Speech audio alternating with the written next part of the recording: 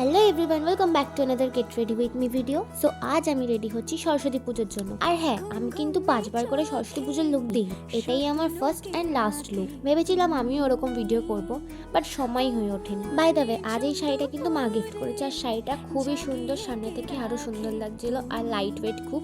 আর এদিকে আমি কি হেয়ার স্টাইল করবো ভাবতে ভাবতে বেশি উপর থেকে কার্লস করে ফেলেছি। তো যাই হোক, আমাকে এটা আবার কিন্তু করতে হয়েছিল। দেন আসি আমি আমার জুয়েলারিতে। আর জুয়েলারি আমি কোথা থেকে নিয়েছি বলতে পারবো না, কারণ এগুলো আমি নিজের হাতে নিজেই বানিয়েছি। অলরেডি ব্যাঙ্গলসগুলোর ভিডিও টিউটোরিয়াল আমি দিয়ে দিয়েছি ইউটিউবে, বাকিগুলো কদিনের মধ্যেই দিয়ে দেবো। চাইলে তোমরা আগেরটা দেখে আসতে পারো। অলরেডি সেই ভিডিওটাতে তোমরা আমাকে প্রচুর ভালোবাসা দিয়েছো। 6.8K ওপরে ভিউজ চলে গেছে।